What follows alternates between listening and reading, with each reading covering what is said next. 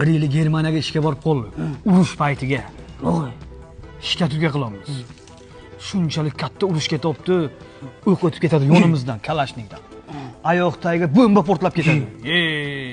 Shunchalik yomon qo'rqinchli urushlar bo'lyapti, biz ishlayotimiz. Qani o'qitirib qo'yinglar keyin. Keyin katta bir loy yasadiku, ichiga yoshundik. Usta bu, qani siz, meni pulimni bering. Qaysi pul haqida gap ketyapti azamat? Eshak semirsa egisini tepa ekan dada. Usta bu, 1 yildan beri sizga ishlayib yuribman. Bepul, ishlagan pullarimni bering. Pulingni qanday so'rashni bilmaysan-da azamat. Aytgin menga, usta bu, har kun siz bilan sahar ishga borganman. Meni peshona terimni bering degin.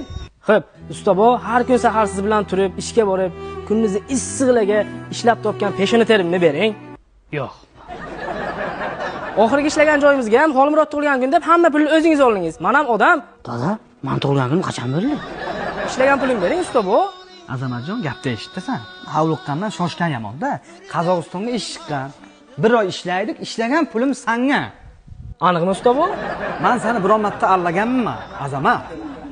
Qarang-da, ertaga sahar 9 ga kelaman. Tamom.